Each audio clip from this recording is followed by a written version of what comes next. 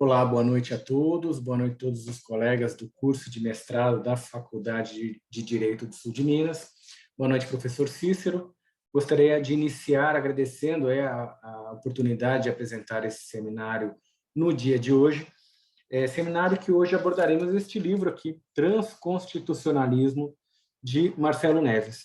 Este livro que é um livro um tanto quanto denso quando consideramos o fato da necessidade que eu acredito para ter um melhor aproveitamento da leitura, de já conhecer, né, alguns outros autores, por exemplo, Niklas Luhmann. O autor ele aborda, né, até no seu primeiro capítulo, a teoria dos sistemas de Niklas Luhmann, né, a questão do acoplamento estrutural, com base na teoria de sistemas, cita a autopoiese, cria, né, inclusive, depois uma nomenclatura própria.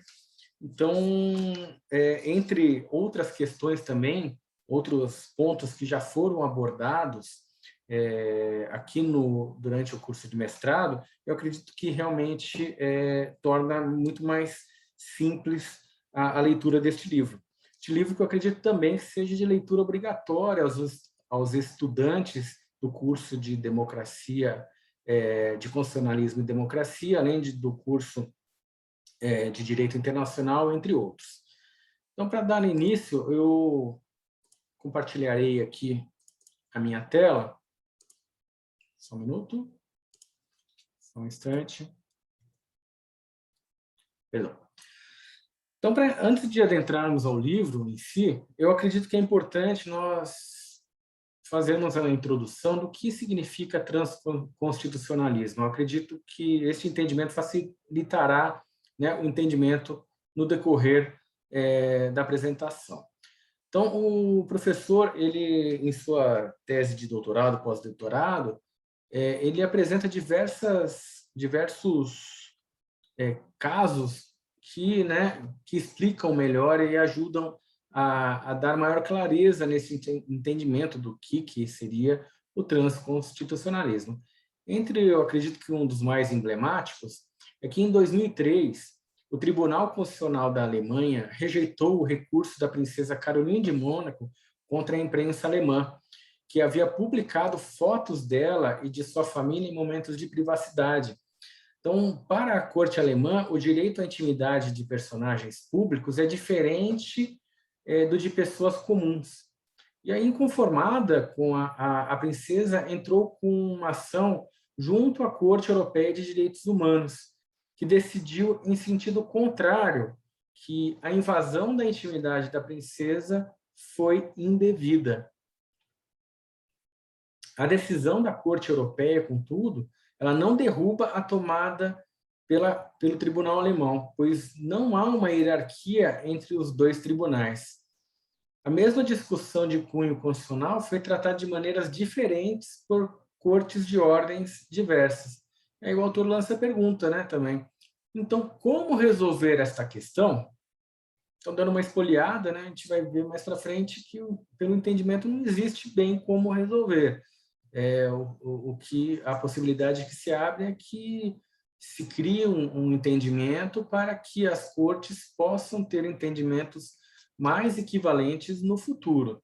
Então, foi para enfrentar problemas dessa ordem que a cada dia ganha maior evidência por conta da redução dos limites territoriais que o professor Marcelo Neves instituiu este termo transconstitucionalismo.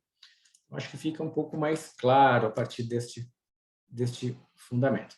Então, vamos iniciar só falando um pouquinho do autor. Então, o professor Marcelo Neves, ele é bacharel em Direito pela Universidade Federal de Pernambuco, exerceu por um tempo o cargo de procurador judicial na prefeitura da cidade de Recife, né? Isso antes dele se dedicar exclusivamente à carreira acadêmica. Fez, então, doutorado na Universidade de Bremen, na Alemanha, e 2 pós-doutorados na Universidade de Frankfurt, e outro na London School of Economics and Political Science, além de ter defendido sua livre docência pela Faculdade de Direito de Freiburg, na Suíça. O autor foi professor na Universidade Federal de Pernambuco, professor visitante da Universidade de Freiburg, na Suíça, professor catedrático substituto da Universidade de Frankfurt, além de ter trabalhado como pesquisador em diversas outras fundações. Marcelo Neves também exerceu cargo de conselheiro do CNJ, sendo, desde 2011, professor titular de Direito Público da Universidade de Brasília. Então, o Lattes dele está aí, se vocês quiserem acompanhar, realmente vale a pena, para quem gosta de visitar o Lattes dos acadêmicos. Então, o sumário, né, ele é dividido o livro é dividido em 5 capítulos. O primeiro, deixa eu tirar minha telinha aqui, que ela está em cima. O primeiro, são os pressupostos teóricos, né? Então, o autor ele fixa pressupostos teóricos, indica uma crítica ao metaforicamente arbitrário do termo Constituição. Ele faz, de certa forma, uma introdução histórica em todo o conceito. Só um instante que eu estou com um probleminha aqui na minha tela. Aí.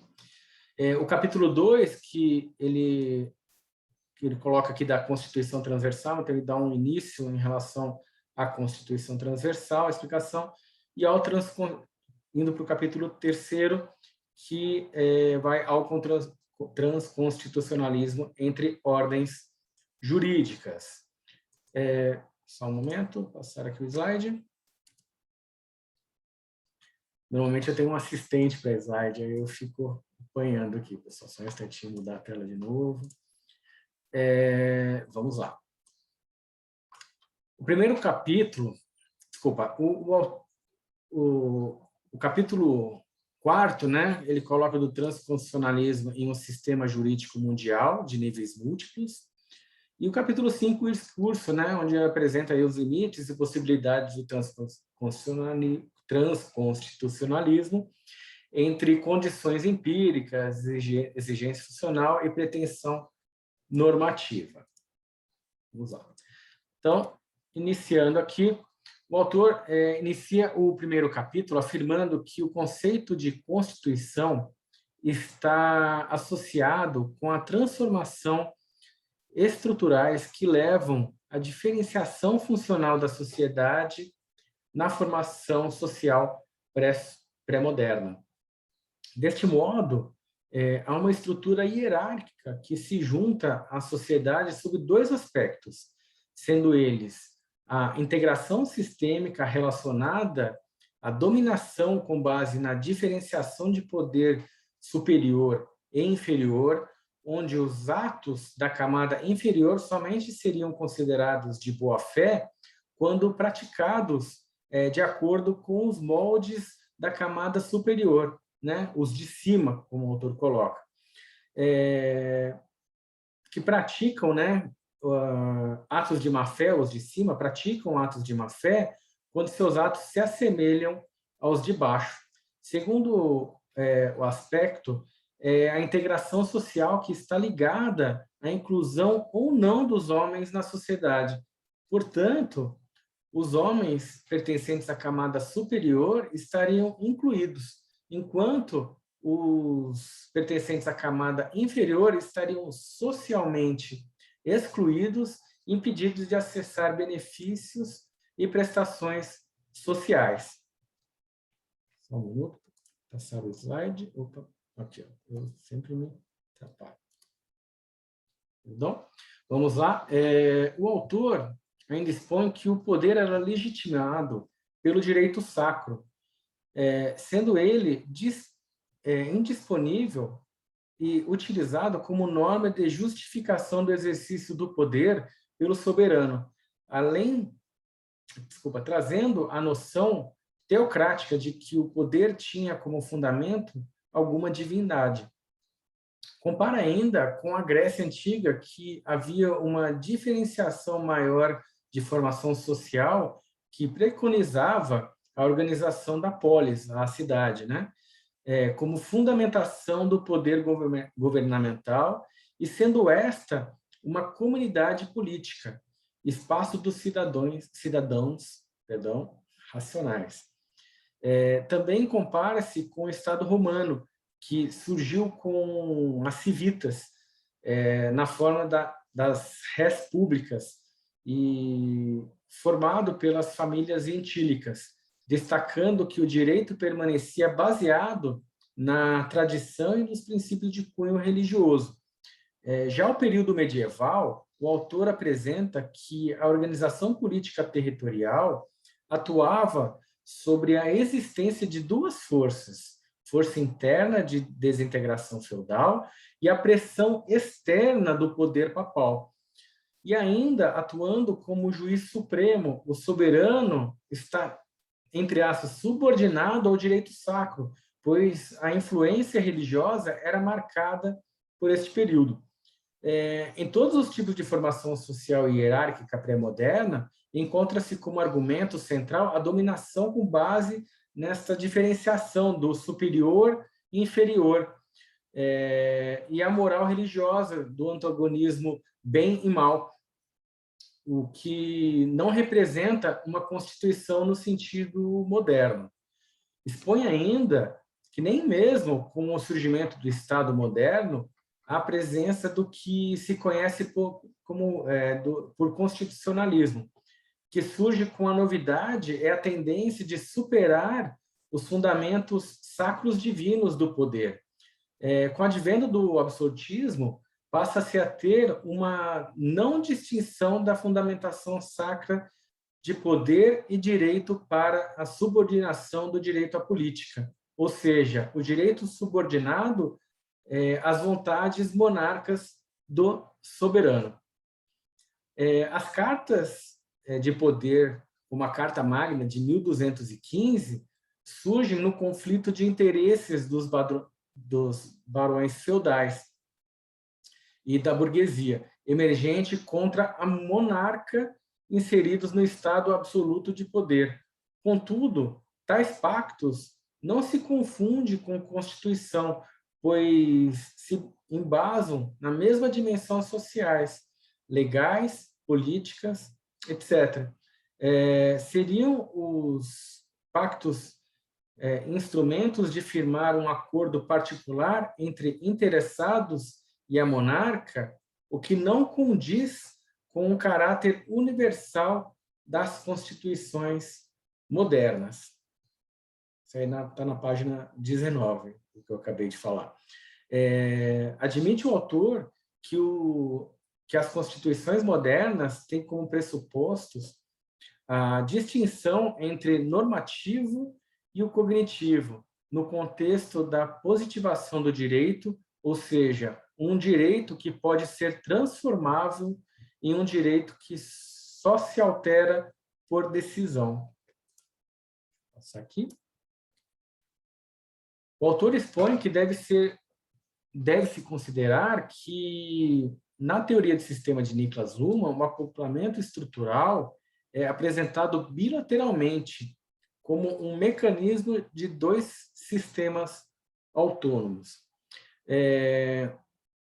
A seguir, afirma Neves que apenas no século XVIII tem início o processo de diferenciação entre política e direito, que levaria à formação de um constitucionalismo relacionado com as transformações estruturais que moldam a sociedade moderna. Considera ainda que a sociedade moderna já nasce como sociedade mundial, uma vez que se encontra desvinculada de organizações políticas territoriais, o que gera uma facilidade de comunicação cultural e formação de fronteiras político-jurídicas. Cabe ressaltar que a globalização é resultado da intensificação da sociedade mundial, que começa a desenvolver-se a partir do século XVI e consolida-se como um aparecimento de um único tempo mundial na segunda metade do século XIX e atinge um grau marcante de desenvolvimento que a sociedade passa a autodescrever-se como mundial e global. Acrescenta o autor ainda que a sociedade mundial pode ser vista sob dois planos. O primeiro deles é o plano da estrutura, onde firma-se o primado da economia, e o segundo plano da semântica, onde tem-se o primado dos meios de comunicação em massa. Sendo assim, resta claro concluir que a sociedade mundial é uma sociedade econômica onde diferencia-se em ter e não ter, e uma sociedade que se comunica e faz uso dos sistemas de mídia, o que cria a diferenciação da informação e não informação. Evidencia-se ainda que ambos os primados não necessitam de um segmento territorial para se reproduzirem. Explica ainda que, no âmbito da política, há uma dependência territorial para a sua reprodução. Nessa diferenciação, torna o direito e a política relativamente fracos perante os moldes da sociedade mundial, pois esta desenvolve-se sem uma dependência territorial e de forma intensa, enquanto aqueles que dependem de uma base territorial, por exemplo, exercem suas influências. Deste modo, conclui-se Neves, que surge a necessidade de produzir normas jurídicas. Perdão, pessoal, só tomar uma aguinha aqui. Deixa eu retomar. Deste modo, conclui-se Neves que surge a necessidade de reproduzir normas jurídicas que contemplem redes governamentais, mas levando em consideração que o Estado ainda é o foco da reprodução da nova ordem normativa mundial. O autor ainda leva à pauta que toda a sociedade mundial iria autodestruir-se caso não desenvolver-se meios de se construir aprendizados e influências recíprocas entre as diversas esferas sociais que se tem. Portanto, o sistema autônomo percam sua autonomia funcional, sendo acoplados estruturais, filtros que excluem certas influências e facilitam outras. Somente no século XIX e século XX nota-se a ascensão da Constituição no sentido moderno,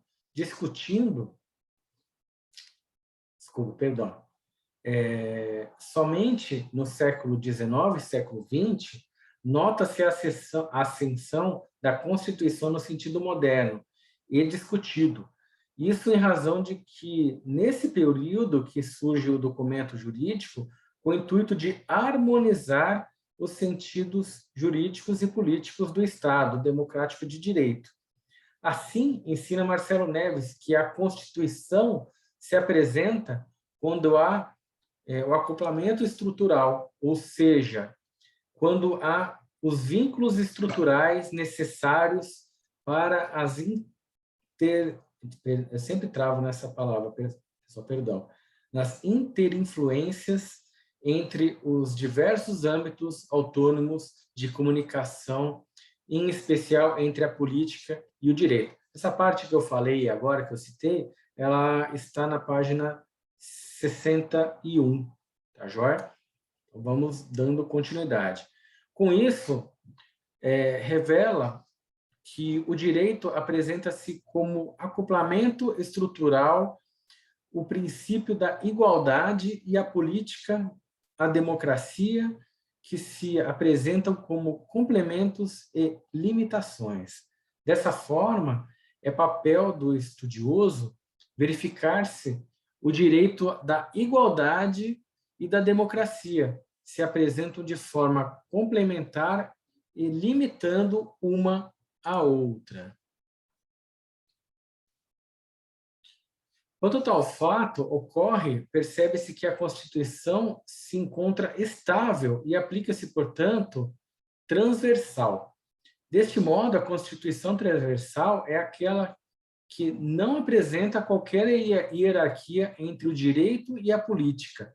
Aplica-se a todos que compõem a sociedade e atua como instância da relação recíproca e duradoura de aprendizado e intercâmbio de experiências com as racionalidades particulares já processadas. Então, fica claro que a Constituição transversal é aquela que se aplica de uma forma uniforme e estável em todas as situações cotidianas da sociedade. Ela é capaz de reger os atos e fatos ocorridos e evitar, assim, transgressões às normas ali postas. No entanto, a Constituição transversal pode apresentar diferentes níveis de existência, que se classificam de acordo com a extensão territorial que ela rege.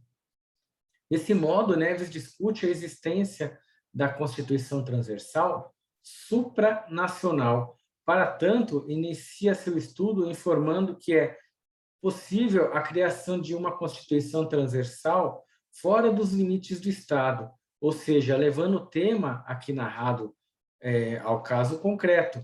O que Marcelo Neves informa é a possibilidade de que uma Constituição seja aplicável de maneira uniforme e eficaz em mais de um Estado soberano. Com isso, é como a Constituição brasileira fosse eficaz tanto no território brasileiro como na Argentina.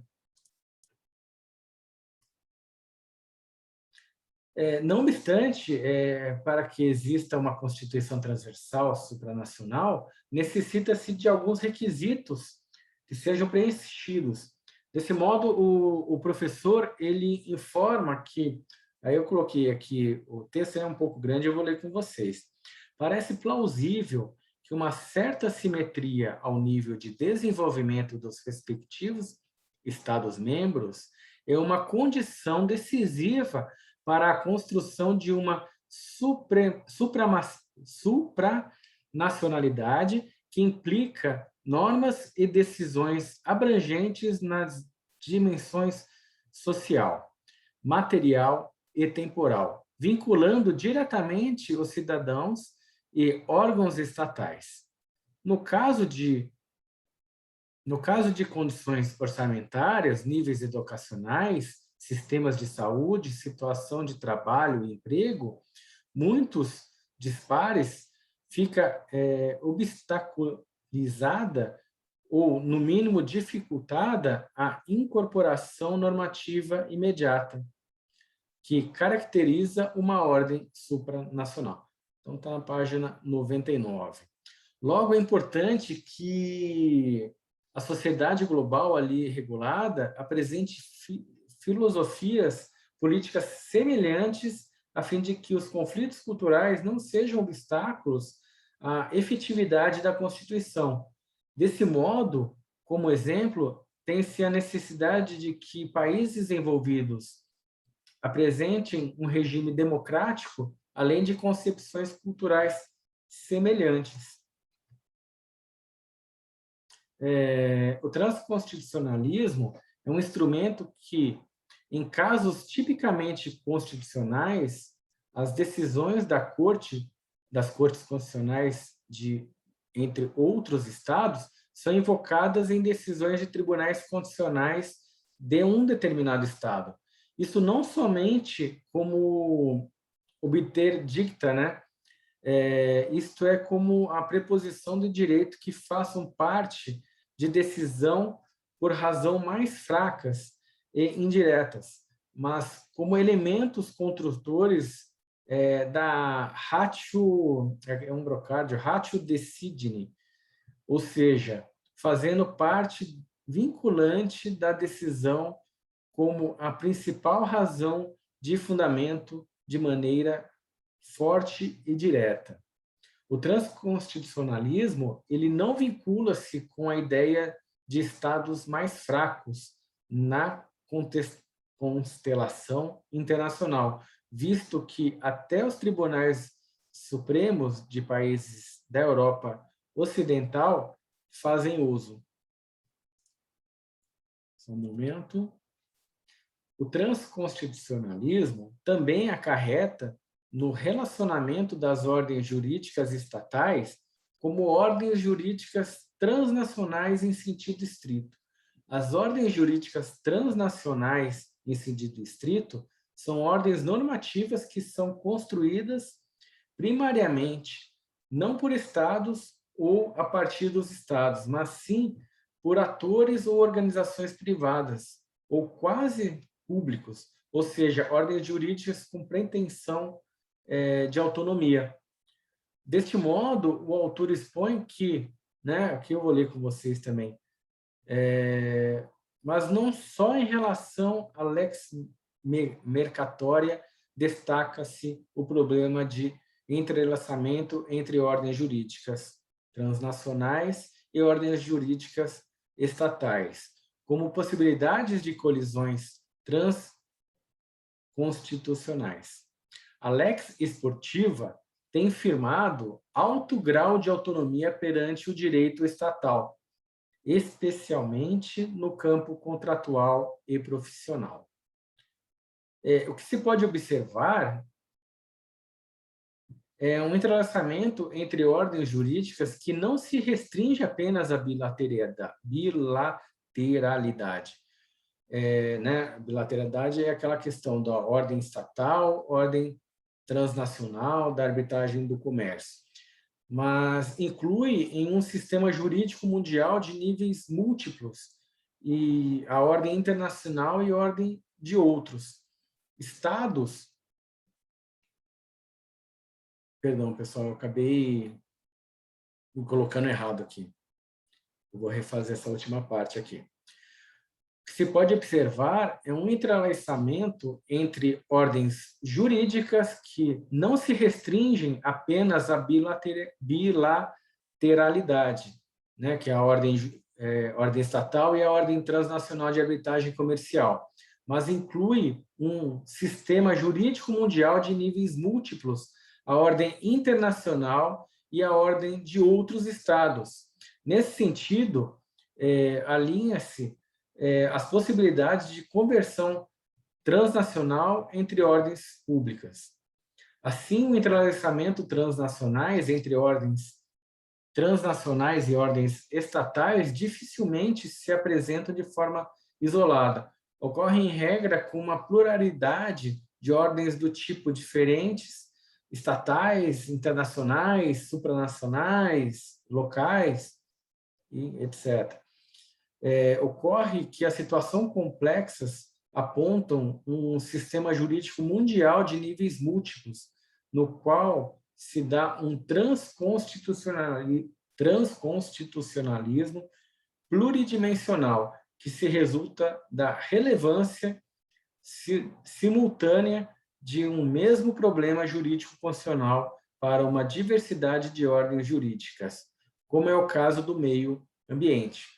O sistema mundial de níveis múltiplos, a sociedade dos problemas jurídicos mais relevantes, se resolve mediante entrelaçamentos transconstitucionais entre ordens jurídicas diversas, a fim de se chegar a uma resposta mais plausível.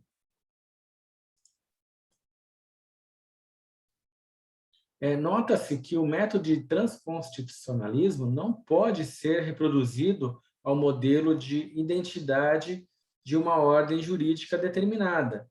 Importa na dupla contingência entre diversas ordens jurídicas, sobretudo entre tribunais, isto na relação de observação recíproca entre os polos. Aí ele coloca aquela questão do ego, né? E na interação não só das pessoas, mas também de sistemas sociais. É um olhar pelo outro, saindo da sua zona de conforto e visualizando a problemática sobre um novo foco. O problema do reconhecimento põe-se precisamente quando um dos polos na relação de observação recíproca entre ego e alter não se dispõe a suportar liberdade do outro, tanto porque não considera o seu comportamento como ação, porque não leva a sério a não identidade de sua perspectiva. É fundamental no plano da construção de uma metodologia do transconstitucionalismo que se considere ser indispensável a reconstrução permanente da identidade constitucional, por força de uma consideração permanente da alteridade.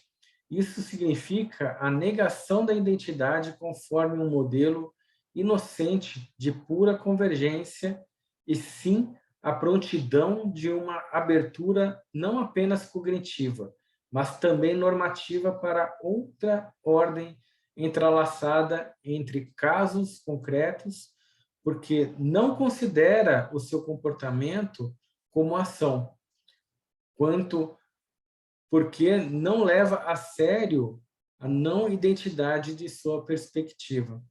É uma abordagem um tanto quanto complexa que o autor faz neste momento.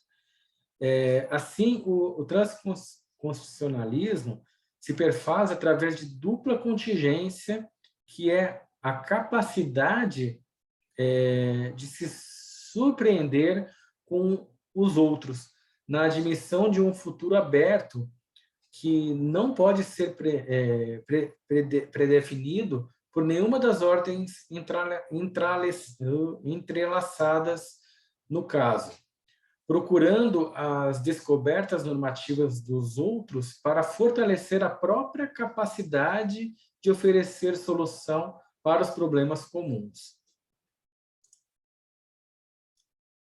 O Estado deixou de ser locus, um lugar privilegiado de solução de problemas constitucionais. Embora fundamental e indispensável, é apenas um dos diversos locais em que ocorre a cooperação e a concorrência na busca do tratamento desses problemas.